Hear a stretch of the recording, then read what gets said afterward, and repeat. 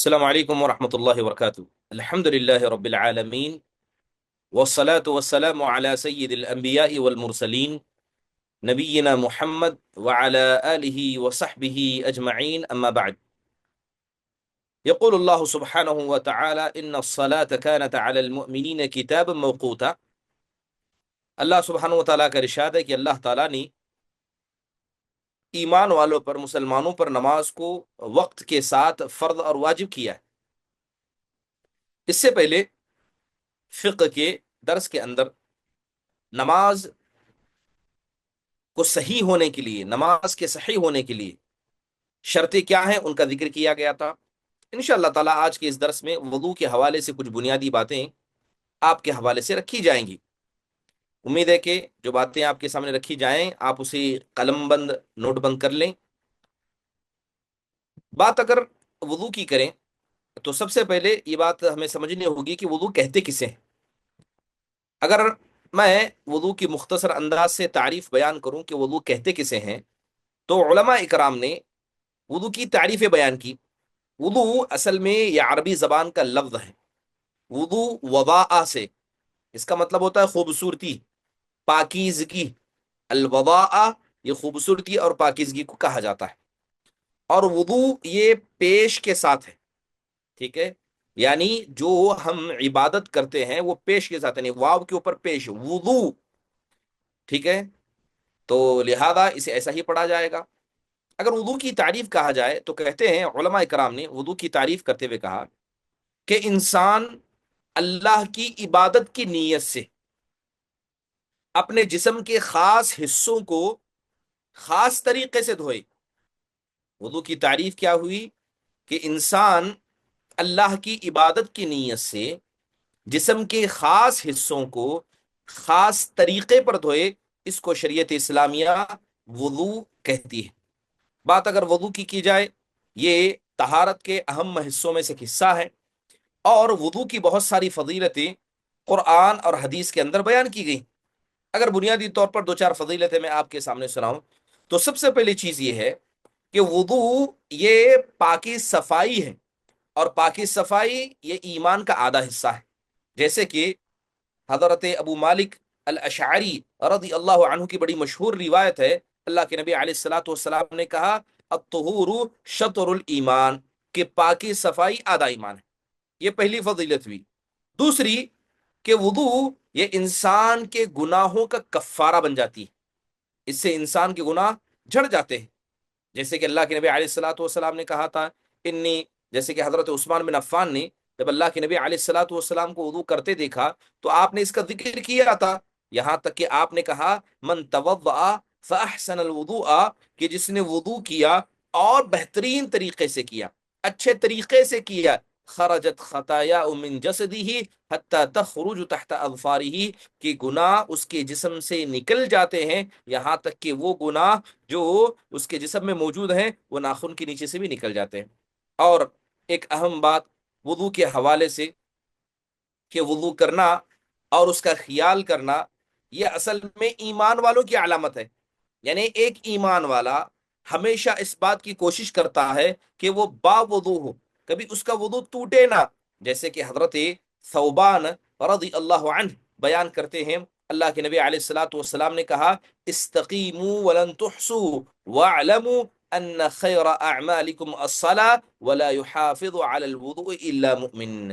اللہ کے نبی نے کہا کہ اس بات کو جان لو کہ تمہارے اعمال میں سب سے بہترین عمل یہ نماز ہے، اور وضو کی حفاظت صرف ایک ایمان والا ہی کر سکتا ہے۔ ہمیشہ باوضو رہنا، وضو کی پابندی کرنا، یہ کون کر سکتا ہے؟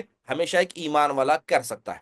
اور یہ بات بھی ہم نے سنی ہے کہ قیامت کے دن جب سارے لوگوں کو اکٹھا کیا جائے گا، اس دن کے بارے میں اور اس امت محمدیہ کے بارے میں آپ علیہ الصلوۃ والسلام نے کہا ان امتی یدعون یوم القیامت غرا محجلین من آثار الوضوء، کہ میری امت قیامت کے دن انہیں بلایا جائے گا، اور جہاں جہاں وضو کا پانی پہنچا تھا وہ جگہ چمکتی ہوگی، وہ جگہ کیا ہے؟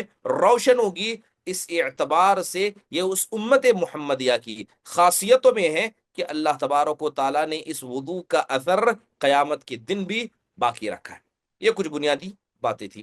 اس کے علاوہ اور اگر مزید وضو کے حوالے سے کہا جائے تو اسلام نے کچھ جگہوں پر وضو کرنے کو خاص قرار دیا ہے کہ ان ان جگہوں پر وضو کیا جائے گا. شاید اس سے پہلے ان تمام باتوں کا ذکر آ چکا ہے، بس مجھے ایک مرتبہ یاد دلائیں کہ کہاں تک اس باتوں کا میں نے ذکر کیا تھا. آخری سبق کہاں تک لکھا آپ لوگوں نے؟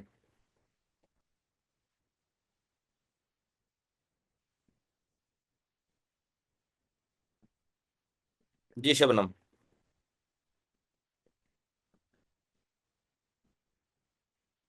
وضو کی فضیلتیں نکال کے آپ نے وضو کسے کہتے ہیں، وضو کی فضیلتیں، اور وضو ہم، کہاں کرنا چاہیے، کب کرنا چاہیے، اس کے 7 پوائنٹ نکالے تھے۔ بس اتنا ہی ہوا ہے. چلیے اس کے بعد آگے لکھیے وضو کی کنڈیشن، شروط، وضو کے کنڈیشنز.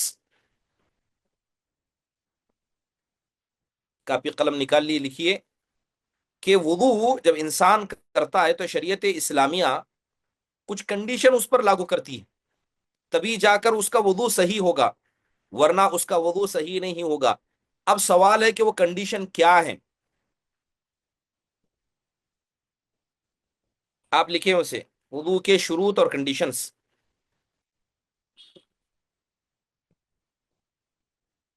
پہلی شرط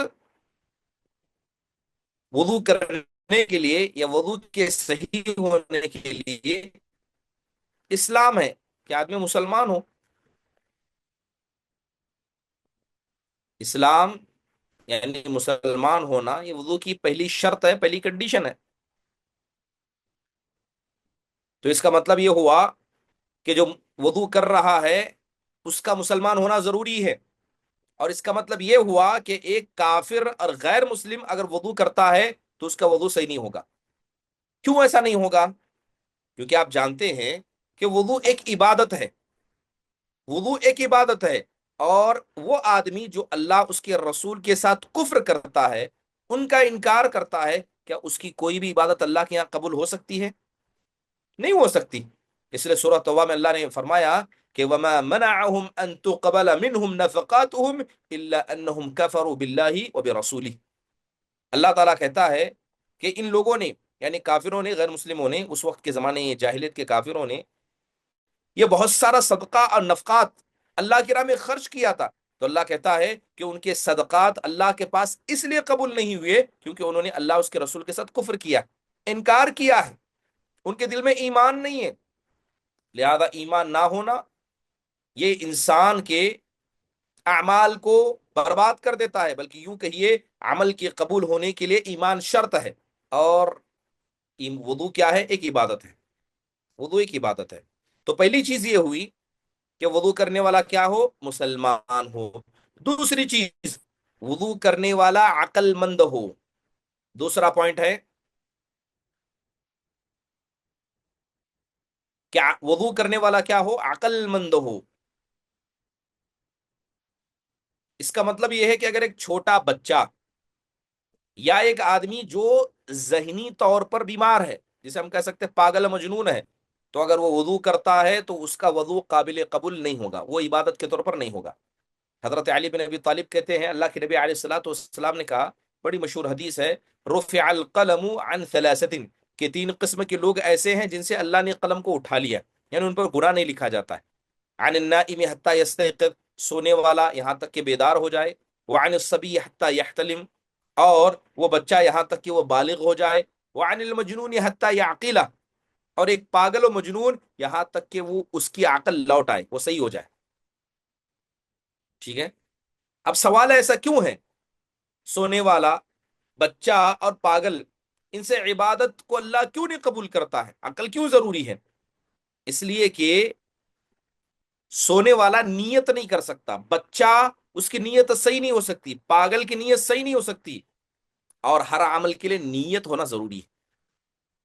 لہذا جب ایک بچہ، اس کی نیت صحیح نہیں ہوگی تو عبادت کیسے صحیح ہوگی؟ انما الاعمال بالنیات، سارے اعمال کا دار و مدار تو نیتوں پر ہے، اور نیت کے صحیح ہونے کے لیے عقل مند ہونا ضروری ہے. لہذا بچے سے بھی نیت صحیح نہیں ہوگی، نہ ہی سونے والے سے، نہ پاگل سے. दूसरी कंडीशन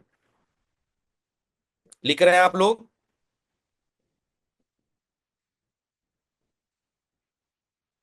तीसरी कंडीशन,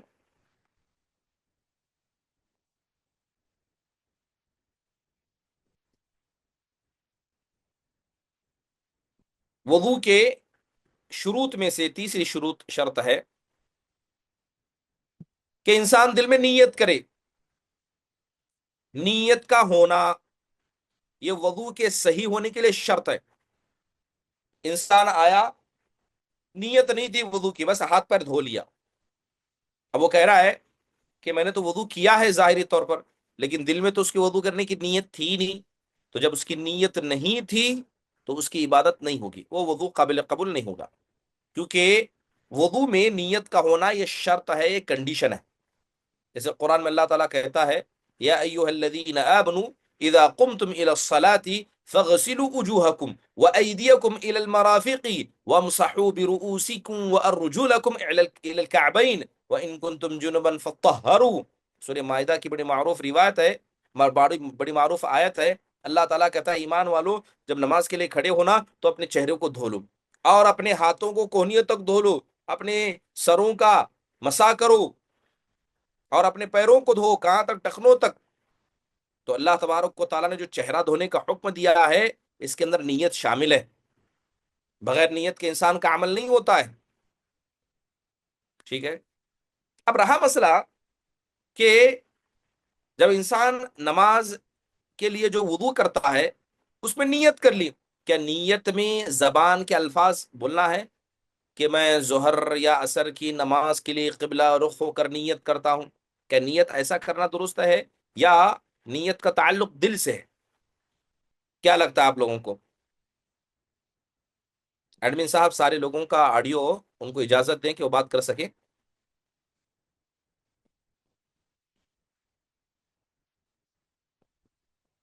जी।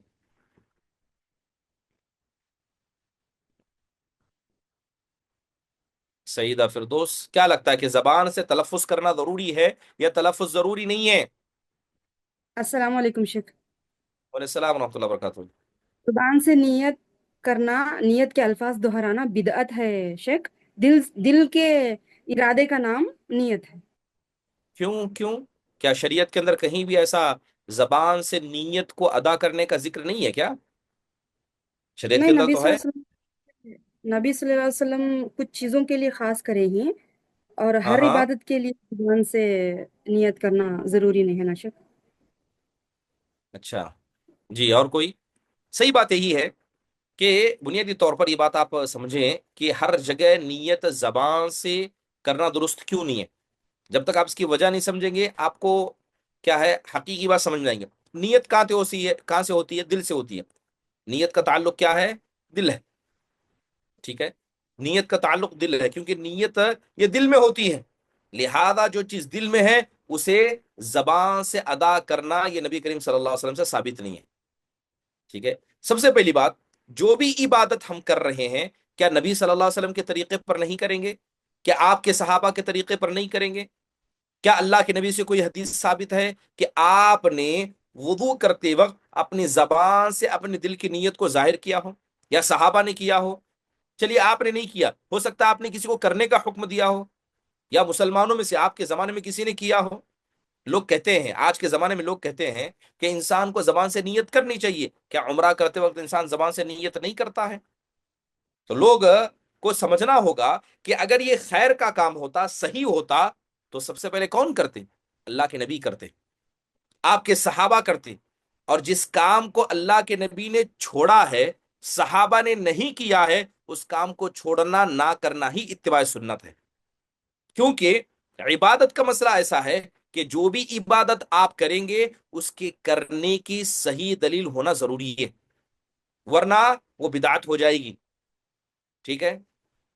तो बुनियादी तौर पर नियत करना, पहली चीज मुसलमान होना, या वضو के सही होने के लिए वضو की शर्त कंडीशन है।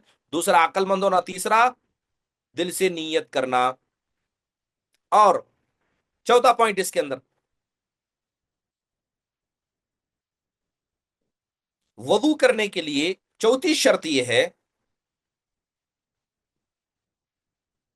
کہ انسان وضو کو توڑنے والی چیزوں سے پاک ہو. انسان جو چیزیں وضو کو توڑتی ہیں ان سے پاک ہو. ایسا نہیں ہو سکتا کہ آپ وضو کر رہے ہیں اور ساتھ میں وضو ٹوٹ بھی رہا ہے آپ کا. مثال کے طور پر اگر کوئی خاتون ماہواری کے ایام میں ہے، اب وہ وضو کر رہی ہے، تو ظاہری بات ہے اس کی عبادت قابل قبول نہیں ہوگی، کیونکہ اس کا وضو جیسے اس نے نیت کیا، ٹھیک ہے، اس کے بعد عمل کیا، وضو ٹوٹ جائے گا، حیض ہو یا نفاس ہو. ٹھیک ہے، تو ان چیزوں سے پاک ہونا ضروری ہے. یہ چوتھی شرط ہے. وضو کب صحیح ہوگا؟ وضو کی کنڈیشن کیا ہے؟ کہ انسان وضو کو توڑنے والی چیزوں سے دور ہو. چلیے پانچویں کنڈیشن، وضو کی پانچویں شرط یہ ہے کہ جو وضو کا پانی ہے وہ جلد تک پہنچے. جو وضو کا پانی ہے، یعنی جس پانی سے ہم وضو کر رہے ہیں، اس کا ڈائریکٹ کانٹیکٹ کیا ہے؟ یہ ہمارے اسکن سے ہونا چاہیے. پانی ڈائریکٹ آپ کے جلد کو لگنا. کہاں کہاں؟ جہاں جہاں آپ وضو کر رہے ہیں، ہاتھ، چہرہ، پیر، سب جگہ پانی ٹچ ہو ڈائریکٹلی. کوئی جگہ کیا ایسا نہ ہو جہاں پر پانی نہ پہنچے. تو ایک شرط ہے. یعنی اس کا مطلب یہ ہوا کہ اگر کسی نے وضو کیا، ٹھیک ہے، لیکن پورے اعضاء وضو تک پانی نہیں پہنچا، تو پھر اس کا مطلب یہ ہے کہ اس کا وضو ہوا نہیں، اس کا وضو نہیں ہوگا.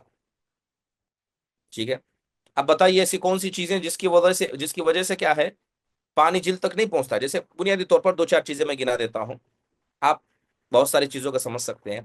کوئی بھی چیز، جیسے مثال کے طور پر میں نے آئل لگا لیا، تو جب انسان آئل یا جسے تیل کہتے ہیں جسم پر لگائے گا تو پانی ڈائریکٹ نہیں پہنچ سکتا. ایک آدمی کام کر رہا ہے، کام کرتے کرتے پینٹ جو ہے اس کے ہاتھ پیر پہ لگ گیا. اب جہاں پینٹ لگا ہے وہاں پانی کیا جلد تک پہنچے گا؟ نہیں پہنچے گا.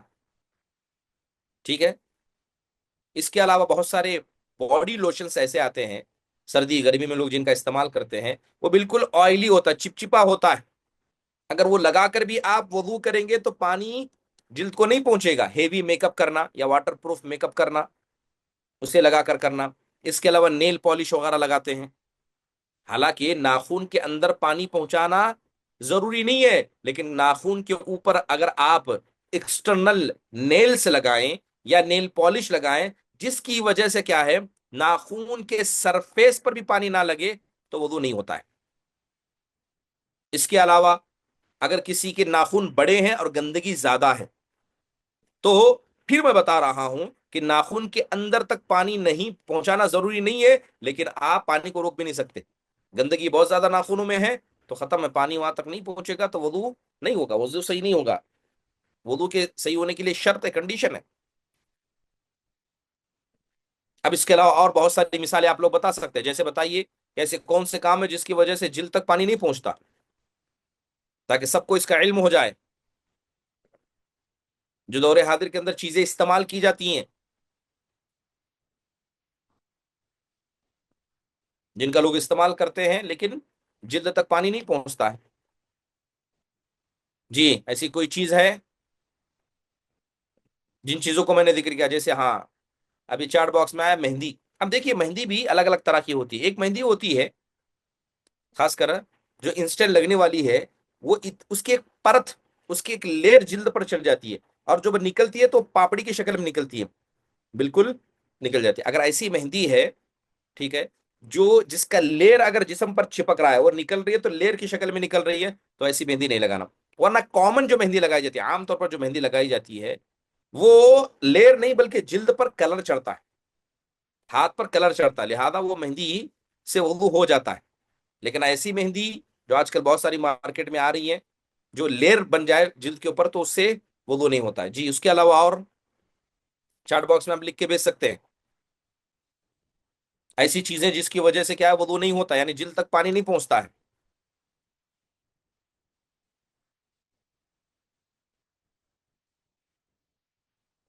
مان لیجئے ایک آدمی ایسی حالت میں ہے، جیسے ہم کہہ سکتے ہیں بیمار ہے، کسی عذر کی بنیاد پر وہ آدمی کیا ہے اپنے جلد تک پانی نہیں پہنچا سکتا، بینڈیج لگا ہے، ٹھیک ہے، یا بیمار ہے.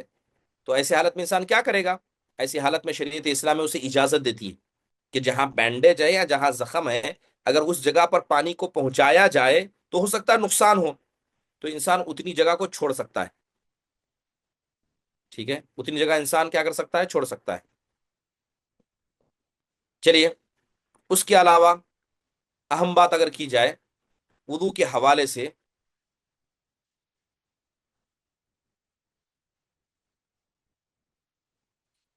ایک اہم شرط وضو کے لیے، اب کتنے شرط لکھی آپ لوگوں نے؟ 5 لکھی ہے، چھٹی شرط ہے وضو کے صحیح ہونے کے لیے. شرط چھٹی نمبر، کہ اگر کسی کو ایسی بیماری ہو جس بیماری میں انسان کو گندگی نکلتی ہے، مثال کے طور پر کچھ بیماری کو میں ذکر کر دیتا ہوں. ایک بیماری آتی ہے، اس کو کہا جاتا ہے سلسلۃ البول، عربی کے اندر کہا جاتا ہے، یعنی پیشاب کے قطرے، چاہے وہ مرد ہو یا عورت ہو، بڑھاپے کی وجہ سے، بسا اوقات شوگر کے زیادہ ہونے کی وجہ سے، یا عام طور پر بھی یہ بیماریاں لوگوں کو ہو جاتی ہیں کہ پیشاب کے قطرے کب نکل گئے نہیں معلوم، انسان کو احساس ہی نہیں ہوتا ہے. تو ایسی بیماری یا اس جیسی کوئی بھی ملتی جلتی بیماری جس میں انسان کو گندگی کے نکلنے کا یا ناپاک ہونے کا خطرہ یعنی اسے احساس بھی نہ ہو، تو ایسی حالت میں علماء نے ایک چھٹی شرط یہ لگائی کہ جب وہ نماز پڑھنے کے لیے کھڑا ہونا چاہے گا، جب نماز پڑھنا چاہے گا تبھی فوراً وضو کرے گا، وقت سے پہلے وضو کر کے وہ نہیں بیٹھ سکتا. مان لیجئے کسی کو یہی جیسے میں نے پیشاب کے قطرے، اس کا احساس نہیں ہے، 10 منٹ پہلے وضو کر کے بیٹھا ہے، وہ قطرے نکل گئے، اسے نہیں معلوم ہے، اس کے بعد وہ وضو، اس کے بعد وہ نماز پڑھ رہا ہے، تو بڑا مسئلہ ہے. لیکن انسان اگر وضو کر لے اور فوراً نماز پڑھنے لگ جائے، اور اس درمیان اگر وہ قطرے نکل بھی جائیں، تو اللہ تعالیٰ کیا کہتا ہے، لا یکلف اللہ نفسا الا وسعها، وہ بیماری ہے، اب انسان کی جتنی استطاعت ہے اتنا ہی اللہ مواخذہ کرے گا. اب وہ نہیں رک رہا ہے، یا یوں کہیے احساس بھی نہیں ہو رہا ہے، تو ایسے کسی بیمار کے لیے ضروری ہے کہ وہ وقت سے پہلے وضو نہ کرے، جب نماز پڑھنا چاہے تبھی فوراً وضو کرے، اور ہر نماز کے لیے الگ الگ وضو کرے، ہر نماز کے لیے الگ الگ وضو کرے.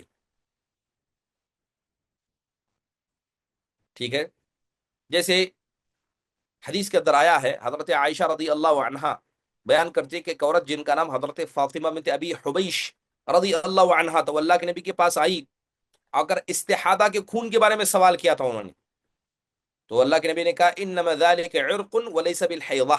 اللہ کے نبی نے کہا جو استحاضہ یعنی عام ایام میں 40-50 دن یعنی ایک لمبی مدت تک جو خون جاری ہو جاتا ہے، وہ حیض نہیں ہے، وہ ایک رگ ہے.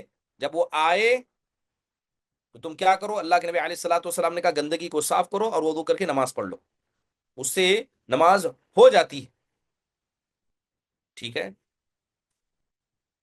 اب رہا مسئلہ کہ انسان کو کوئی بھی ایسی بیماری لگ جائے، اور بہت ساری بیماریاں من کا ذکر نہیں کرنا چاہتا، لیکن کیا ہے، یہی مسئلہ اصل ہے کہ بیماری اگر پرماننٹ ہے جس میں وضو، مثال کے طور پر ایک آدمی بیمار ہے، ٹھیک ہے، اور پیشاب کی نالی اس کو لگائی گئی ہے، اب وہ نماز پڑھنا چاہتا ہے، کیا کرے گا وہ؟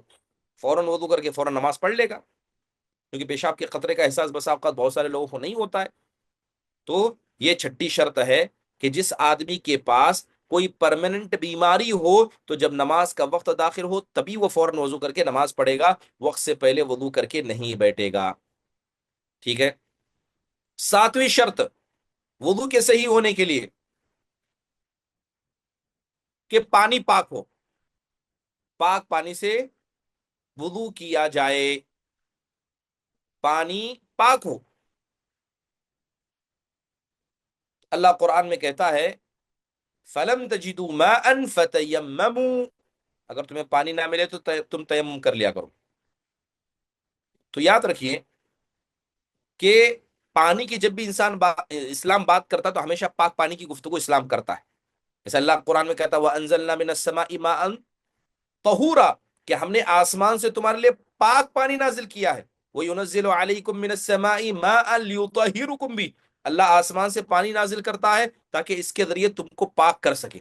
تو پانی کی فطرت یہ پاکی ہے، پانی پاک ہوتا ہے، لوگوں کو پاک کرنے کی طاقت رکھتا ہے اور لوگوں کو پاک کرتا ہے.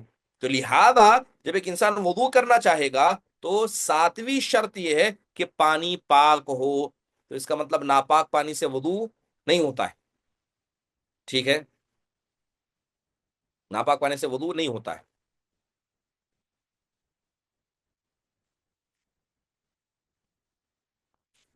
چلیے کتنی شرطیں ہوئی؟ تقریباً 7 شرطیں وضو کی ہو گئی. اب لکھیے وضو کے فرائض، ایک نیا چیپٹر، وضو کے فرائض. یعنی اگر ان میں سے ایک چیز میں بھی آپ نے گڑبڑی کی، آپ کو شروع سے وضو کرنا پڑے گا. وضو ٹوٹ گیا، ختم ہو گیا. میں جن کا ذکر کر رہا ہوں، جن کو وضو کے فرائض، فرض جسے کہتے ہیں اسی سے فرائض، ٹھیک ہے، یہ وضو کے فرائض ہیں کہ ان میں سے کسی ایک کو چیز آپ بھول گئے، اس میں آپ نے غلطی کی، تو آپ کو غلطی کی اصلاح نہیں کرنا، پورا وضو شروع سے کرنا ہے. ٹھیک ہے. لیکن وضو کے فرائض، پہلا فرض ہے چہرہ دھونا. پہلا فرض ہے چہرہ دھونا.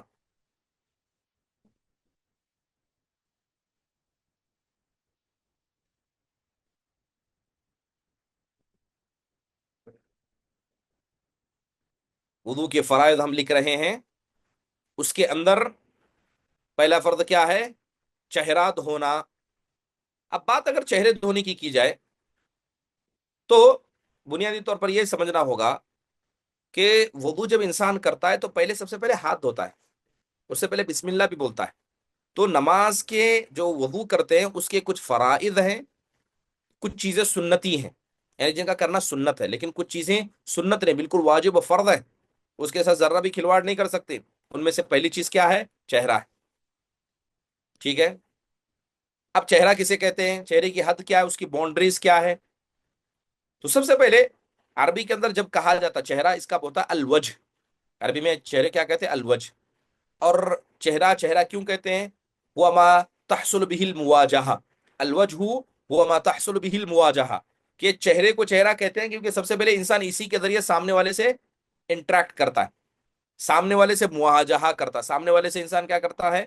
میل جول رکھتا ہے. تو اس لیے اس کو وجہ کہا جاتا ہے. دیکھیے لمبائی میں چہرہ ہے، چوڑائی میں چہرے کی حد ہے. بات اگر لمبائی کی جائے تو جہاں سے سر کے بال اگتے ہیں، ٹھیک ہے، یہاں سے اگر آپ کے سر کے بال اگ رہے ہیں تو نیچے سے جہاں سے بال اگے ہیں اس وہاں سے لے کر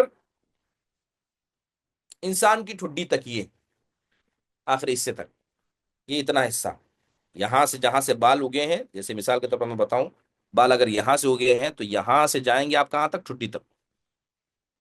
یہ اتنا حصہ چہرہ ہے. پھر اس کے بعد چوڑائی میں یہ کان کی لو، یہ کان کی جو لو ہے یہاں سے لے کر دوسرے کان کی لو تک، یہ چہرہ ہے. جہاں سے بال اگے ہیں وہاں سے لے کر ٹھڈی تک، اور یہ کان کی جو لو ہے یہاں سے لے کر یہاں تک. تو یہ چیز کیا ہے؟ یہ چہرے کی حد بندی ہے، چہرہ یہاں تک ہے. اس کو شریعت اسلامیہ چہرہ مانتی ہے. لہذا اتنا دھونا واجب و ضروری ہے. اس میں آپ نے تھوڑا بھی اوپر نیچے کیا، مثال کے طور پر یہاں ہے اتنا چھوڑ دیا، یا مثال کے طور پر میں نے ٹوپی پہنی ہے حالانکہ بال میرے یہاں یہاں سے شروع ہو رہے ہیں، تو میں کیا کرتا ہوں؟ صرف یہاں تک دھو لیتا ہوں. نہیں ہوگا، وضو نہیں ہوگا. لہذا جہاں سے بال اگے وہاں سے لے کر ٹھڈی تک مکمل، اور ادھر سے ادھر تک حصہ دھونا پڑے گا. ٹھیک ہے.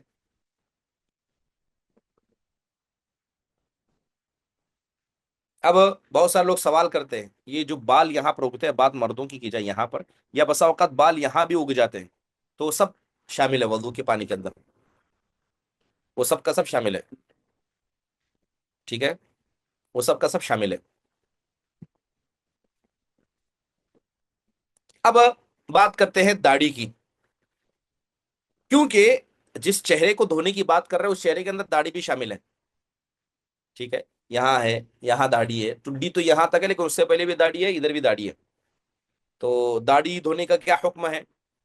سب سے پہلی بات یہ ہے کہ اگر داڑھی اتنی ہلکی ہے، مطلب داڑھی اتنی کم ہے کہ انسان کی جلد نظر آ رہی ہے، ٹھیک ہے، اس کو جو سکن ہے وہ سکن نظر آ رہی ہے، تو انسان کیا کرے گا؟ پوری داڑھی دھوئے گا، پوری داڑھی دھوئے گا، چاہے وہ اندر ہو باہر، پورا رگڑ کے پورا دھونا پڑے گا، کیونکہ وہ ہلکی ہے، آپ کی جلد اس سے نظر آ رہی ہے تو پوری ہلکی ہے، تو پوری داڑھی دھونا ہوگا، چاہے اوپر ہو نیچے ہو. ٹھیک ہے. لیکن اگر داڑھی بہت زیادہ ہے، بھاری ہے، بہت بڑی ہے، تو صرف ظاہر پر ہاتھ پھیرنا کافی ہے، پورا اندر تک ہاتھ ڈال کر دھونا ضروری نہیں ہے. جب داڑھی بہت زیادہ ہو، گھنی ہو، تو صرف اوپر دھو لیں گے، اوپر ہاتھ پھیر لیں گے.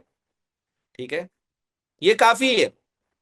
پورا اندر تک ہاتھ ڈال کے پورا جلد تک پانی پہنچانا یہ ضروری نہیں ہے. ابھی بات ہو رہی اس داڑھی کی جو جلد سے لگی ہے، چہرے سے لگی ہے. اب اس کے نیچے اگر ایک دم نیچے تک داڑھی ہے، اس کی نیچے کی داڑھی ہے، تو اس کا کیا حکم ہوگا؟ یعنی چہرے سے نیچے لٹک رہی ہے. اب اس کے بارے میں بھی علماء کے دو رائے ہیں.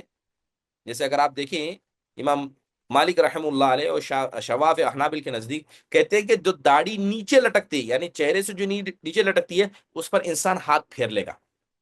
پانی کا جو کچا ہاتھ ہے اس سے ہاتھ پھیر لے گا. ٹھیک ہے، لیکن اسے دھونا ضروری نہیں ہے. جب وہ داڑھی جو آپ کے جسم کو لگی ہے اسے اندر تک دھونا ضروری نہیں ہے. جب آپ کی داڑھی گھنی ہے تو جو نیچے لٹک رہی ہے اس کو دھونے کا کیا ضروری نہیں ہے. اس داڑھی کو مکمل پانی سے کچا کر کے دھونا ضروری نہیں ہے، کیونکہ جس چہرے کو ہم نے واجب قرار دیا اس چہرے سے باہر وہ چیز ہے، اس چہرے کے علاوہ ایکسٹرا وہ چیز ہے. لہذا چہرہ جو جیسے میں نے بتایا یہاں سے یہاں، یہاں سے یہاں تک اتنا دھونا ضروری. یہاں کے اندر اس دائرے میں جو ہے اس کو دھونا ضروری، لیکن اس سے زیادہ جو نیچے ہے اس کے مسئلے میں علماء کا کیا کہنا، وہ دھونا ضروری نہیں ہے. اور ایک بات یہاں آپ کو بتا دوں، اگر انسان پورا چہرہ دھو لیتا، تھوڑا چہرہ چھوڑ دیتا ہے، ٹھیک ہے، ادھر پانی پہنچا دیا، ادھر پہنچا دیا، یہاں تھوڑا چھوڑ دیا، تو وہ نہیں کافی ہو. مکمل طور پر چہرہ اچھے سے دھونا یہ نماز کے، یہ وضو کے فرائض میں سے ایک فرض ہے. بات ہم چہرے کی کر رہے ہیں. جب انسان وضو کرنے جاتا ہے تو پہلے کیا کرتا ہے؟ چلو پر پانی کو لے کر منہ میں ڈالتا ہے، پھر اس کے بعد ناک میں ڈالتا ہے، پھر ناک کو صاف کرتا ہے. تو یہ واجب ہے، فرض نہیں ہے، واجب ہے. یعنی آپ کیا کریں، پانی لیں گے، چولہے پر پانی لیں گے، اس کو منہ میں ڈالیں گے، ناک میں ڈالیں گے، ناک کو صاف کریں گے. یہ تین کام، منہ میں پانی ڈالنا، ناک میں ڈالنا، ناک کو جھاڑنا، یہ تینوں کاموں کو علماء نے واجب قرار دیا، فرض نہیں ہے. ٹھیک ہے، جیسے اللہ کے نبی نے ایک حدیث میں کہا اذا توضأت فمضمض، جو تم وضو کرنا تو منہ میں پانی ڈالنا. دوسری حدیث میں آپ نے کہا اذا توضأ احدکم فلیجعل فی انفہ ثم لینثر. اللہ کے نبی نے کہا جب تم میں کا کوئی آدمی وضو کرے تو ناک میں پانی ڈالے اور ناک کو جھاڑے. تو منہ میں پانی ڈالنا، ناک میں پانی ڈالنا اور اسے جھاڑنا یہ کیا ہے؟ واجب ہے. اب اس کو کیسے کرنا ہے؟ یا تو ایک ہی پانی کو لوں گا میں، ناک اور منہ میں ایک ساتھ چڑھاؤں گا، یا تو الگ الگ، پہلے منہ کے لیے لوں پھر ناک کے لیے لوں. کیا صحیح طریقہ ہے، افضل طریقہ ہے؟ افضل طریقہ یہ ہے کہ انسان ایک ہی پانی کو، ایک ہی چلو کو لے، ناک اور منہ میں ایک ساتھ ڈال کر جھاڑ دے. ٹھیک ہے، ایک ہی پانی سے، یہی سب سے افضل طریقہ ہے. تو سب سے پہلی چیز وضو کے فرائض میں سے پہلا فرض کیا ہے؟ چہرہ دھونا. دوسرا فرض ہاتھوں کو کوہنی تک دھونا، یہ دوسرا فرض ہے. جو باتیں بتائی جا رہی ہیں اس کو آپ لکھ لیں. بہت ساری چیزیں سن رہے ہیں لیکن آپ بھول جائیں گے.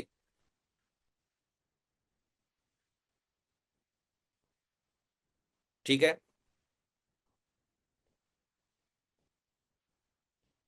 تو وضو کے فرائض میں سے دوسرا فرض یہ ہے کہ انسان اپنے ہاتھوں کو کہاں تک دھوئے؟ کوہنی تک دھوئے. کوہنی تک ہاتھ دھونا یہ وضو کے فرائض میں سے ایک فرض ہے. اب سوال ہے اس میں، یہ بذات خود جو کوہنی ہے اسے پورا دھونا ہے یا کوہنی تک، مطلب یہاں تک، یا پورا کوہنی بھی شامل ہے؟ صحیح بات یہ ہے کہ پوری کوہنی شامل ہے، یہاں تک آپ دھوئیں گے ہاتھ کو لے کر یہاں سے یہاں تک تو یہ پوری کونی بھی دھونا. ٹھیک ہے، کوہنی شامل ہے. کونی تک مطلب بس نہیں ہے کہ یہاں سے آپ دھو رہے ہیں یہاں تک، اس کو کونی کو نہیں شامل، کونی کو شامل کرنا پڑے گا. ٹھیک ہے، نبی کریم صلی اللہ علیہ وسلم سے حضرت نعیم بن عبداللہ المجمر رضی اللہ عنہ کی روایت ہے، جو انہوں نے دیکھا تو انہوں نے ذکر کیا اللہ کے نبی نے اس کوہنی کو دھویا تھا، پورا کوہنی اللہ کے نبی نے دھویا تھا. جیسے آتا حدیث کے اندر حتی اشراع فی العضد، یہاں تک کہ اللہ کے نبی علیہ الصلوۃ والسلام نے یہ جو گٹا ہے نا، گٹا، اس کو پورا دھویا تھا آپ نے. ٹھیک ہے، اب رہا مسئلہ اس سے زیادہ دھونا، اب یہاں سے لے کر یہاں اوپر ادھر دھونا، اس کا کیا حکم ہے؟ ٹھیک ہے، صحیح بات یہ ہے کہ اس کا دھونا ضروری نہیں ہے، لیکن انسان دھو سکتا ہے، اتنا نہیں کہ اتنا زیادہ کرتے ہوئے انسان پورا بازو دھوئے یا بغل تک پہنچ جائے، نہیں، یہ غلو ہو جائے گا۔ جیسے آپ کی کونی یہاں تک ہے تو کونی سے زیادہ تھوڑا اوپر جا سکتا ہے، کوئی حرج کی بات نہیں، لیکن وہ دھونا ضروری نہیں ہے، ٹھیک ہے۔ اب کیونکہ ہاتھ دھونے کی بات ہو رہی ہے، میں نے ابھی ذکر کیا کہ وضو کے بنیادی شرط میں سے ہے کہ جسم کے ہر عضو تک پانی پہنچے۔ اب بات ناخن کی، ہاتھ کے اندر ناخن بھی شامل ہے، اگر ناخن میں زیادہ گندگی ہے اور اتنی گندگی ہے کہ پانی وہاں تک نہیں پہنچ رہا ہے تو وضو صحیح نہیں ہوگا اس کا۔ اگر ہلکا ملکا، جیسے انسان عام طور پر ہلکی ملکی گندگی ہو جاتی ہے تو اس سے کوئی فرق نہیں پڑتا ہے، ٹھیک ہے، لیکن اگر کوئی آدمی سستی کرے، غفلت کرے، بسا اوقات بہت سارے لوگ کام کرتے ہیں گھروں کے باہر تو اس کی وجہ سے مٹی پھنس جاتی ہے، ٹھیک ہے، یا کوئی بھی کام کی وجہ سے گندگی پھنس جاتی ہے، اور انسان وضو کرے، اس کا پاکی صفائی کا خیال نہ کرے تو یہ اس کے وضو کو برباد کر سکتی ہے، لہذا انسان کو اس کا مکمل خیال رکھنا چاہیے۔ تو یہ وضو کا دوسرا فرض ہے، دوسرا فرض کہ انسان اپنے ہاتھ کو کوہنی سمیت دھوئے۔ تیسرا فرض وضو کے لیے سر کا مسح کرنا، سر کا مسح کرنا،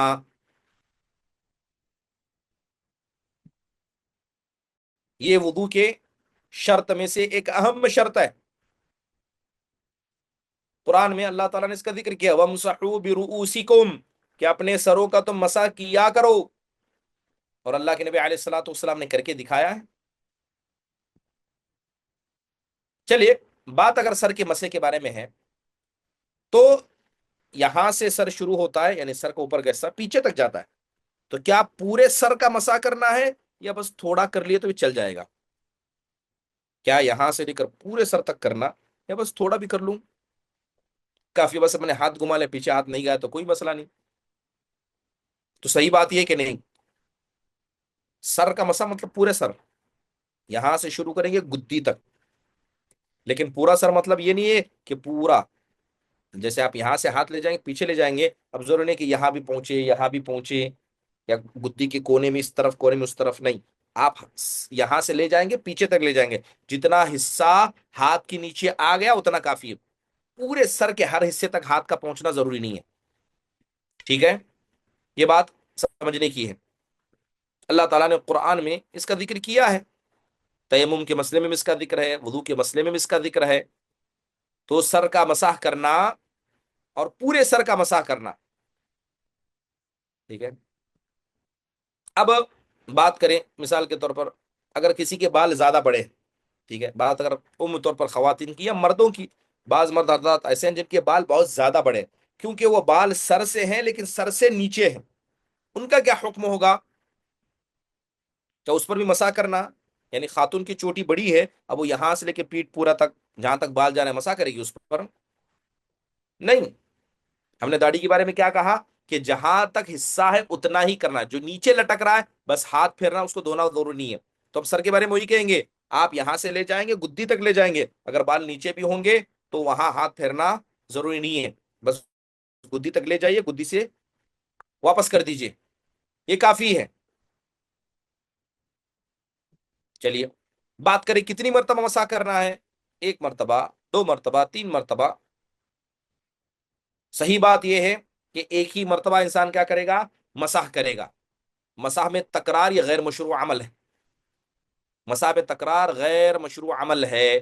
اللہ کے نبی علیہ الصلوۃ والسلام نے اپنے ہاتھوں کو 3 مرتبہ دھویا، چہرے کو 3 مرتبہ دھویا، اپنے اس ہاتھ کو بھی 3 مرتبہ دھویا، لیکن آپ نے مسح صرف ایک بار کیا۔ صحابہ اکرام، اگر کیا ایسا ہو سکتا ہے کہ صحابہ کرام اسپیسیفکلی بتا رہے ہیں کہ آپ نے یہاں تک 3 مرتبہ ہاتھ کو دھویا، پھر چہرے کو 3 مرتبہ دھویا، ہاتھ کو 3 مرتبہ دھویا، اور پھر آپ کہیں کہ چہرے کا سر کا مسح اللہ کے نبی علیہ الصلوۃ والسلام نے صرف ایک مرتبہ کیا، تو 3 مرتبہ کرنا بھی درست ہے؟ نہیں، کیونکہ سر کا مسح ہے، اسے دھونا نہیں ہے، جس طرح آپ پیر کا مسح کرتے ہیں تو کیا کرتے ہیں؟ بس ایک بار ہاتھ پھیر لیتے ہیں، وہ مسح ہے، ٹھیک ہے، ہاتھ پھیر لے کافی ہے، کیا بار بار ہاتھ پھیرنا ہے؟ نہیں، ویسے سر کا مسا بھی ہے کہ بس آپ ایک بار پھیر لیں گے کافی ہے، بار بار اسے نہیں پھیرا جائے گا، تو سر کے مسح کی تعداد صرف ایک ہی مرتبہ ہے. اب سوال ہے کیسے انسان کرے گا سر کا مسح؟ ٹھیک ہے، یہاں سے شروع کرے، جیسے دونوں ہاتھوں کو ملائے گا، یہاں سے شروع کرے گا، پیچھے تک لے جائے گا، پھر پیچھے سے واپس لے جائے گا. تو شروع یہاں سے کرنا ہے، پیچھے لے جانا، پیچھے دونوں ہاتھوں کو ملانا ہے، لے جانا ہے، واپس لے آنا. جیسے ہی وضو کا طریقہ ہو جائے گا میں آپ کو اس کی ایک فوٹو دکھاؤں گا، جس سے آپ کو سمجھ میں آ جائے گا، ٹھیک ہے، کہ سر کا مسح کیسے کیا جاتا ہے.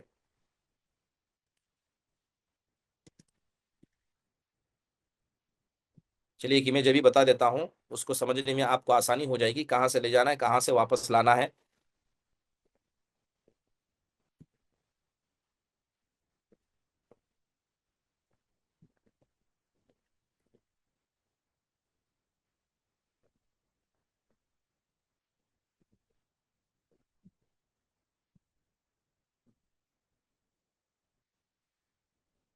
اس امیج کو آپ دیکھ رہے ہوں گے،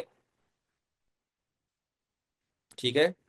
تو یہاں سر سے شروع کیے ہیں، پیچھے تک لے گئے ہیں، پیچھے سے پھر واپس دوبارہ لے آئے. یہاں سے شروع کرنا ہے، دونوں ہاتھوں کو ملانا ہے، پیچھے تک لے جانا ہے، پھر پیچھے سے واپس لے آنا ہے. بس اتنا ہی مختصر طریقہ ہے. دونوں ہاتھوں کو ملائیے، پیچھے لے جائیے، پیچھے سے پھر واپس لے آئیے، صرف ایک مرتبہ کرنا ہے، اور یہ مسح کرنے کے لیے کافی ہے.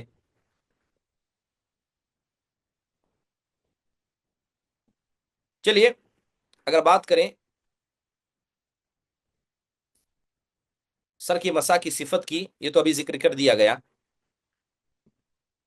اب اس کے بعد کان کا مسح آتا ہے، ٹھیک ہے. اس کے بعد امامہ پر مسح کرنا، پٹگا جسے ہم کہتے ہیں، یا دوپٹے پر مسح کرنا، ٹوپی پر مسح کرنا کیسا ہے. پھر اس کے علاوہ بقیہ کیا کیا شروط ہے، انشاءاللہ تعالی آئندہ مجلس میں اس کو تفصیل سے، یعنی ایسی جیسے مختصر انداز سے پڑھے ہیں اس کو پڑھنے کی کوشش کریں گے. چلیے اگر کسی کوئی سوالات ہیں تو ایک ایک کر کے سوال پوچھے، کوشش کرے کہ ایک ہی سوال پوچھے. کسی کا سوال ہے؟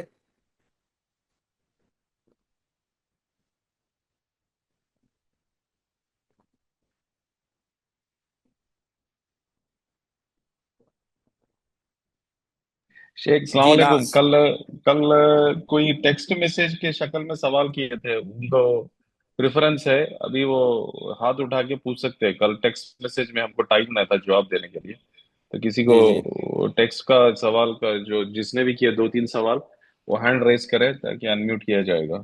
وہ تقریباً میل میل جینٹس میں کیے تھے. وہ ابھی پتہ نہیں کون ہے، نام یاد نہیں میرے کو. جزاک اللہ خیر. السلام علیکم. جی ناز. السلام علیکم ورحمۃ اللہ وبرکاتہ. وعلیکم السلام ورحمۃ اللہ وبرکاتہ. ہاں سر، ابھی یہ ٹاپک پہ بات ہو رہا تھا کہ کسی کو بار بار کسی بیماری کے کارن بار بار کسی کو پیشاب بار بار نکل جاتا ہے، تو ہوں. جس ٹائم نماز پڑھے اس ٹائم وضو کرے، تو کیا کپڑا جی کو بھی چینج کرنا ضروری ہے اس لیے؟ جی، اگر کپڑا ایسا ہے، یعنی اگر اس پر گندگی لگی ہے اور کپڑا گیلا ہے تو اسے دھو لینا ہے، ٹھیک ہے. اور اگر وہ سوکھ گیا ہے، اس میں بدبو نہیں ہے، ٹھیک ہے، اس پر ہلکا سا پانی چھڑک لے کافی ہے.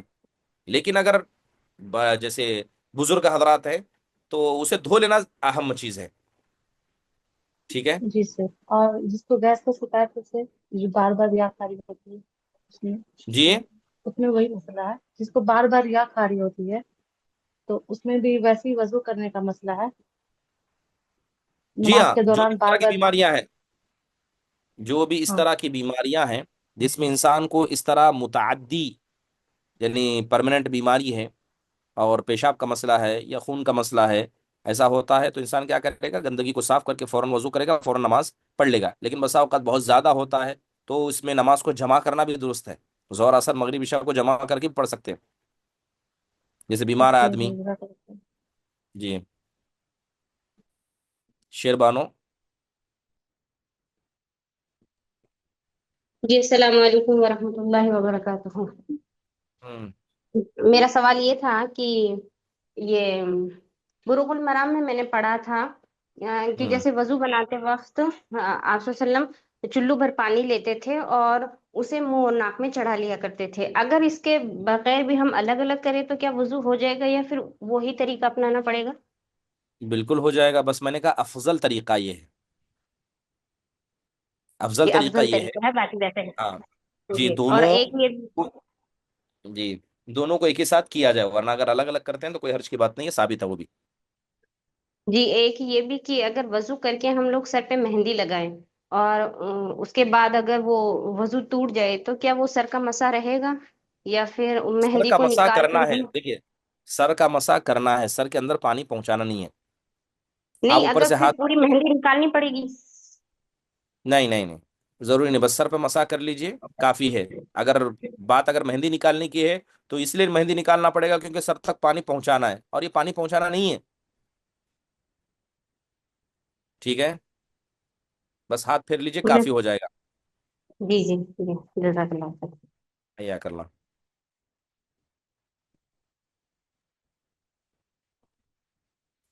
उम्मे तैमिया। वालेकुम।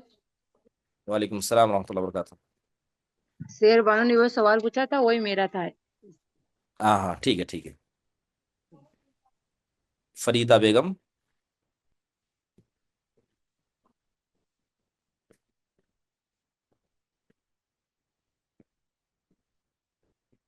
फरीदा बेगम। रेशमा। अस्सलाम वालेकुम रहमतुल्लाहि व बरकातुहू। वालेकुम सलाम रहमतुल्लाह जी। अ, अगरचे वजू के दौरान अगरचे अब चेहरा धो रहे हैं या मसा सर का मसाज रहे हैं, जब हवा खारिज हो जाए तो फिर हमको वजू फिर से दोबारा शुरू से करना पड़ेगा या वजू हो जाएगा या? नहीं, जाहिरी बात कि इबादत करते करते बीच में जब वजू टूट गया है तो उसे आप मुकम्मल नहीं करेंगे, खत्म, फिर से शुरू से करना। वजू नमाज का ठीक। दौरान नहीं, मैं वजू के दौरान में पूछ रही, मैं जी अब जी, वजू वजू के दौरान स्टार्ट ही करे, समझ रहा हूँ मैं। बैतुल खला के वजू जाके टूट गया, आके खत्म। फिर वजू टूट गया फिर शुरू से करना पड़ेगा ना? बिल्कुल, अब मैं जिन वजू के फराइज का जिक्र कर रहा हूँ उसमें गड़बड़ी करे तो शुरू से करना। अच्छा हम अच्छा। तो बहुत फिर भी वजू के टूटने की बात कर रहे हैं। हाँ हाँ, वजू के दौरान अगरचे हवा खारिज हो गई तो फिर हमें शुरू से हम्म। करना पड़ेगा। जी ठीक है, बिल्कुल। जजाकल्ला खैर, जजाकल्ला। या कल्ला। अरशी अंजुम।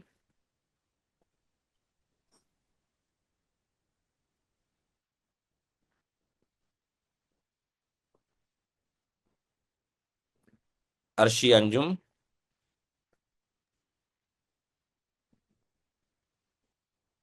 अस्सलाम वालेकुम रहमतुल्लाहि व बरकातुहू। आवाज नहीं आ रही? सलाम रहमतुल्लाह वबरकातुहू जी, फरमाइए। जी। मसा करने के लिए जैसा आप बताए ना, हाथ ऐसा पीछे लेके जाके फिर वापस लाना है ना, वापस लाए तो पूरे बाल चेहरे पे आ जाते हैं ना, तो उसका हम्म। कैसा है? तो कोई मसला नहीं, बस वापस कर लीजिए। अब नहीं चोटी के ऊपर से ही करना है, ये नहीं कि गुद्दी बोले तो चोटी के नीचे से करना है। बस ऊपर ले नहीं, जाइए, फिर वापस ऊपर ले से ही आइए, करे तो बालों सब को सही बाल, कर। तो बाल पूरे ऐसा आते तो एक इस पे यूट्यूब पे मसला, तो क्या बोले खाली ऐसा पीछे करके भी छोड़ दिए तो चलता बोल के बोले थे, तो वो पूछ नहीं रहे नहीं थे नहीं हम। नहीं, वैसा नहीं है। हाँ। अगर बाल खुले हैं तो आप ले जाइए और हल्के से वापस ले आइए, नहीं कि इतना जोर से करना कि पूरे बाल सामने आ जाए। वो मसा करना, मसला मतलब ऊपर सरफेस पर टच करना बस। जब पैर का मसा करते हैं तो क्या करते हैं, जोर से खींचते हैं कि मोजा निकल जाए, ऊपर से हल्के से हाथ फेर लेते हैं, हल्के जी से जी। हाथ फेर लेते हैं। तो सर के मसले और में क्या है, बस ऊपर से हाथ फेर लेना है, रिटर्न लाना है। अगर थोड़े मोड़े बाल उससे चेहरे पर आ भी गए तो पीछे कर लीजिए, क्या मसला है। जी। और हाथ वजू पहले हाथ से शुरू करते ना, आप जी हाँ, चेहरा पहले धोना बोल रहे थे? नहीं, ये वुदू के फराइज जिक्र करा, तरतीब अभी लास्ट फराइज में जिक्र बताएंगे। करते हैं। हाँ हाँ हाँ, हाँ, जी जी। ये फराइज मतलब इसमें जर्रा भी गड़बड़ी करे, जी भूले तो शुरू से वुदू करना। जी जी। अभी तरतीब मुकम्मल नहीं, शुरू से नहीं बताया, मैं शुरू से तरतीब फिर बताऊंगा। अभी बस कुछ अहम नुकात पर गुफ्तगू हो रही है। जी, जजाकल्ला खैर। या कल्ला मरहबा। सईदा फिरदौस। और मैं सबको जिक्र कर दूं कि हो सकता है कि मैं उम्र में बहुत किसी से छोटा हूं, मैं नाम ले रहा हूं, तो लिहाजा बुरा ना माने। जी। अस्सलाम वालेकुम वरहमतुल्लाहि वबरकातुहू शेख। वालेकुम सलाम रहमतुल्लाहि वबरकातुहू। शेख ये पांचवी शर्त बताइए शेख, मेरे से मिस हो गया वजू की, हाँ हाँ ये बताइए। जी हाँ, पांचवी शर्त नहीं लिखे आप? नहीं शेख, मिस हो गया वो मेरे से। ठीक है, लिखिए। जी वुदू की पांचवी शर्त है। अभी किसकी? अच्छा, वुदू की बता रहा था ना मैं। जी जी शेख। इंसान अपने जिस्म को, जिस्म यानी जिल्द तक पानी पहुंचाए। इंसान अपने जिस्म की जिल्द तक पानी पहुंचाए, और हर वो चीज जिससे पानी जिल्द तक ना पहुंचे उसे हटाना जरूरी है। तो पानी टच होना, ये पांचवी चीज मैं दिखाया था। छठी चीज बीमारी के हवाले से, और सातवीं चीज पानी का पाक होना।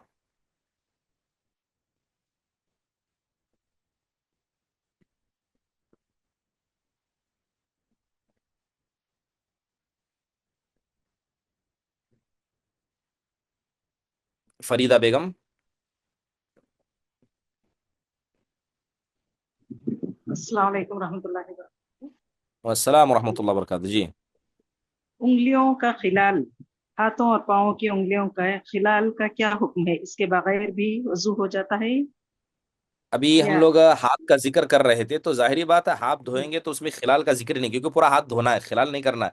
अभी पैर का जिक्र नहीं आया, वहां जिक्र करेंगे इंशाल्लाह के खिलाल। फिर भी आपने पूछ लिया है तो बता दो, जी हाँ खिलाल करना है। ठीक है। लेकिन जी हाथ की उंगलियों का खिलाल नहीं, हाथ की उंगलियां तो पूरा धोना है। बस मसला हाँ है पैर की उंगलियों का। जी। जी, वो पैर के अच्छा धोने के जिक्र है तो इंशाल्लाह उसके बारे में बात करेंगे। अच्छा, और वो तरीका भी बताएंगे इंशाल्लाह। जरूर इंशाल्लाह। इंशाल्लाह जज़ाकल्लाह खैरन व अहसनिल जज़ा। हय्याकल्लाह मरहबा अस्सलामु सादिया। अलैकुम। वय्याकुम अस्सलाम रहमतुल्लाह। अस्सलाम वालेकुम। अस्सलाम रहमतुल्लाह वबरकातुहू। शेख ये वजू वजू करने के टाइम वो बाथरूम में करते ना, वो जायज है क्या अभी भी? जी, कोई मसला नहीं। बाथरूम से मुराद ऐसी हम्म, जगह जहां पानी बहा जाता है। इवन जहां हम्म, लेटरिन भी है वहां वुदू करे तो कोई हर्ज की बात नहीं है। क्योंकि जिस जगह वुदू की जा रही है वो जगह बिल्कुल पाक हो, ऐसा कुछ नहीं है। वुदू इबादत है। आप उसे क्या कीजिए, सही तरीके से कर लीजिए, तरतीब के साथ, वही बस काफी है। ठीक कोई है। बच्चे उसमें जाके पेशाब करे तो उस हाँ, अब ये मसले में मसला है क्या? कि पेशाब कर दिए, वहां पानी नहीं बहाया गया है और वो हम्म, जगह गंदगी है, तो हाँ ये सवाल है। अगर पेशाब वगैरह लग जाता है तो फिर वुदू दुरुस्त नहीं होगा, पहले उस गंदगी को जिस्म से दूर करना होगा, धोना होगा पैर वगैरह। लेकिन अमूमी तौर पर जहां हम नहाते हैं, ठीक है, वॉशरूम जिसको बोलते हैं, लेटरिन नहीं, वॉशरूम की जगह, वहां पानी बहता रहता है। तो खालिस है कि आज सिर्फ पेशाब नहीं रहता, पानी बहता रहता है, तो कोई हर्ज नहीं, वहां कर सकते हैं। पानी डाल के गुस्ल भी कर सकते हैं और वजू भी बिल्कुल बना सकते हैं ना शेख? बिल्कुल, जब वहां हम्म, गुस्ल कर सकते हैं, गुस्ल भी एक इबादत है, तो वुदू बदरजा औला कर सकते हैं। और वुदू के लिए नहीं कुछ शेख, बुनियादी चीजें होती हैं। जी। ऐसा बोले कि कोई पेशाब करे तो वो प्लेस में वजू नहीं होता करके बोले, नहीं नहीं, ऐसा इसलिए। नहीं। अब देखिए, शरई गुस्ल जो सही में है, जो इंसान इंसान हम्म, गंदगी के बाद, चाहे वो या छोटी नापाकी हो या खासकर बड़ी नापाकी के बाद, इंसान जो वाजिबी गुस्ल करता है, उस गुस्ल को बाथरूम में ही करते हैं। और उस गुस्ल की शुरुआत ही वुदू से होती है। अगर वैसा कहा जाए तो गुस्ल भी दुरुस्त नहीं है ऐसे बाथरूम में करना जहाँ पेशाब वगैरह करते हैं। और सही बात यह है कि जहाँ गुस्ल करने की जगह वहां पेशाब नहीं करना चाहिए, ना छोटे बच्चों को ना बड़े बच्चों को, किसी को इजाजत नहीं देनी चाहिए। लेकिन हमारे यहाँ क्या है, हिंदुस्तान में इन चीजों का ख्याल नहीं करते हैं। तो हाँ इसका यही ख्याल करना, प्रॉब्लम जहाँ है इंसान नहाता है वहां पेशाब नहीं करे, मना है हदीस में भी। शेख। अगर से वो गलती हो गई तो हमें बाथरूम पूरी क्लीन कर को कर सकते हैं ना शेफ? बिल्कुल, पानी बहा दीजिए, साफ कीजिए, हो जाएगा, कोई मसला नहीं। जजाकल्लाह खैर। हयाकल्ला मरहबा। शफी अब्दुर्रहमान। अस्सलाम वालेकुम रहमतुल्लाहि व बरकातहू। अस्सलाम रहमतुल्लाहि वबरकातुहू। शेख, फर्ज में और वाजिब में क्या फर्क है? फर्ज और वाजिब में फर्क ये होता है कि वाजिब अगर छूट जाए तो आप उसे रिपीट कर सकते हैं। मिसाल के तौर पर मैंने कुल्ली नाक में, मुंह में और नाक में पानी डालने की बात की, जैसे मजमज से इशाक करता है। अगर वो छूट गया तो आप उसे रिपीट करके वजू को कंटिन्यू कर सकते हैं। लेकिन फर्ज छूट गया तो पूरा वजू गया, शुरू से करना फिर। मिसाल के तौर पर ترتیب واجب ہے، یعنی پہلے چہرہ دھونا، بعد میں ہاتھ دھونا، پھر اس کے بعد سر کا مسح کرنا، پیر دھونا، یہ ترتیب ضروری ہے۔ میں ترتیب میں گڑبڑی کر دیا، پہلے جی ہاتھ دھو لیا پھر بعد میں چہرہ دھویا، نہیں، پورا وضو باطل ہے، شروع سے وضو کرنا، کیونکہ وضو کے فرد میں گڑبڑی ہوئی ہے، ٹھیک ہے؟ جی شیخ تو وضو فرد میں اگر گڑبڑی ہوئی تو پورا وضو برباد ہے، واجب میں گڑبڑی ہوئی، واجب چھوٹ گیا ہے، وضو ہو جائے گا لیکن ثواب میں کمی آئے گی، جی ہاں ٹھیک ہے؟ نہیں شیخ، مطلب میرا سوال یہ تھا کہ ابھی جو ہوں مطلب کسی بھی مسئلے میں ہو، ہوں ابھی جیسے ہم کوئی بھی چیز واجب بول رہے ہیں تو اس کو فرض کے درجے میں ہی لیتے ہیں نا، جیسے ابھی احناف کے نہیں نہیں لوگ ہیں نہیں وہ نہیں نہیں ایسا نہیں ہے، وہ چلیے میں ایک مکروہ والا نماز کی حرام مثال الگ بتا دیتا ایسا ہوں میں آپ کرتے کی، ہیں۔ نہیں، جی جی جی نماز کے کچھ ارکان ہیں، نماز کے کچھ واجبات ہیں، جی شیخ ٹھیک ہے؟ نماز کے ارکان میں جیسے سورہ فاتحہ پڑھنا نماز کا رکن ہے، پہلی تکبیر کہنا اللہ اکبر جسے ہم تکبیرۃ تحریمہ کہتے ہیں، یہ رکن ہے، اور نماز میں ہم 2 تشہد بیٹھتے ہیں، ٹھیک ہے؟ اگر 4 رکعت کی نماز ہے تو 2 رکعت کے بعد ایک تشہد ہے اور ایک 4 رکعت کے بعد کی تشہد ہے، تو جو 4 رکعت کے بعد کا آخری تشہد ہے یہ رکن ہے، اور جی جو پہلا تشہد ہے وہ واجب ہے۔ اب واجب و رکن میں فرق سمجھیے، اگر آپ سے واجب چھوٹ گیا تو آپ کیا کریں گے؟ واجب کو دہرائیں گے اور سجدے سہو کر لیں گے، نماز صحیح ہے۔ یعنی اگر جی آپ 2 رکعت میں بیٹھنے کے بجائے کھڑ گئے تو آپ کیا کریں گے؟ بیٹھ جائیں گے، یا ہو سکتا ہے اس کو ادا کرنے کی ضرورت ہے، اسے چھوڑی دو، واجب کو چھوڑی دو، سیدھے سجدے سہو کر لو، کافی ہے۔ لیکن اگر آپ نے رکن چھوڑا تو نماز ہی پوری ختم، نماز ہی پوری بات ہے، شروع سے پڑھنی پڑے گی۔ مثال کے طور پر آخری تشہد میں آپ بیٹھے ہی نہیں، سیدھے سلام پھیر دیے، ایسا نہیں کر سکتے کہ آپ پھر اس کو ادا کر لیں پھر سجدے سہو کر لیں، نہیں، پوری نماز ہی باطل ہو گئی، کیونکہ جہاں رکن چھوٹ گیا نماز پوری ختم، جی ٹھیک ہے؟ جی جی جی شیخ، جزاکم خیر اللہ اللہ، خیر۔ ویاکم شبنم، انشاءاللہ ان کا آخری سوال رہے گا، پھر چیٹ باکس میں دیکھتے ہیں اگر کچھ سوال ہے تو وہاں جواب دیں گے۔ شیخ اگر وضو کرے، فنکشن میں جانے کا ہے، وضو کرے اور اس کے اوپر میک اپ کرے تو میک اپ پہ نماز ہوں گی؟ ہو جائے گی، اس سے لپسٹک کوئی حرج کی رہنا ہے، بات نہیں میک اپ ہے، بھی رہنا ساتھ میں تو جی جی جی، پر ہاں، بس حلال یہ ہے؟ خیال کرنا کہ وہ حرام چیزوں سے نہ بنا ہو، اب اس کے اندر بہت ساری ایسی چیزیں آئی ہیں جو حلال و حرام کی ہے، اس کا ذرا خیال کرنا۔ اگر لپسٹک بھی لگے ہوئے رہے اور آئی میک اپ بھی لگے ہوئے رہے تو نماز ہو جائیں گی؟ ہاں ہاں، اگر آپ پردے کے دائرے میں، اس سے نماز سے اس سے کوئی تعلق نہیں ہے، میک اپ کا وہ نماز سے کوئی تعلق نہیں ہے، ٹھیک ہے؟ ہاں، اچھا ایسا ٹھیک نہیں کہ آپ پہلے ہے۔ آئی لائنر اور لپسٹک لگا کے پھر وضو کریں، نہیں نہیں، وضو کے بعد لگائیے، درست ہے۔ ایک سوال ہے کہ water which is touch by dog is consider pure water اور وضو؟ دیکھیے، اگر سوال پوچھا گیا کہ ایسا پانی جسے کتے نے چھوا ہے تو کیا اس پانی سے وضو کر سکتے ہیں، یا وضو وہ پانی پاک ہے؟ کئی ساری حدیث ہیں، بنیادی طور پر 2 بات بتاتا ہوں میں آپ کو، کہ جو بھی پانی ہوتا ہے پانی پاک ہے، اسلام، شریعت اسلام میں اس کو پاک قرار دیتی ہے، ٹھیک ہے؟ ایک بڑی مشہور حدیث ہے، ایک کنواں تھا جس کو بیر بضاعہ کہا جاتا تھا، اور بیر بضاعہ کے اندر مرے ہوئے کتوں کو پھینک دیا جاتا تھا، اور جو خواتین کے خاص کپڑے، حیض کے کپڑے، وہ پھینکے جاتے تھے، سب پھینکے جاتے تھے، ٹھیک ہے؟ اللہ کے نبی علیہ الصلوۃ والسلام وہاں سے گزرے، ٹھیک ہے؟ تو آپ سے پوچھا گیا اللہ کے نبی ایسے پانی سے وضو کر سکتے ہیں جہاں اس کے اندر گندگی پڑی ہے؟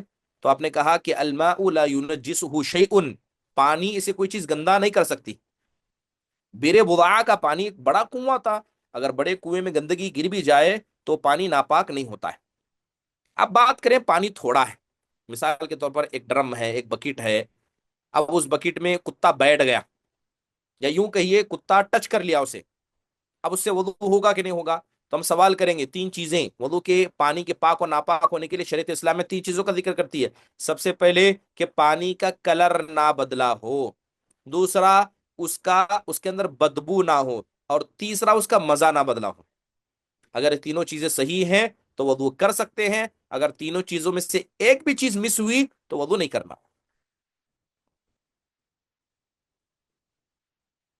چلیے، ان شاء اللہ تعالیٰ بقیہ باتیں آئندہ سبق میں کرتے ہیں، اسی کے ساتھ درس کے اختتام کا اعلان کیا جاتا ہے۔ اللہ تعالیٰ ہمارے اٹھنے بیٹھنے کو قبول فرمائے، ختم مجلس کی دعا پڑھیں، سبحانک اللہم و بحمدک، اشہد ان لا الہ الا انت استغفرک و اتوب الیک۔ السلام علیکم ورحمۃ اللہ وبرکاتہ۔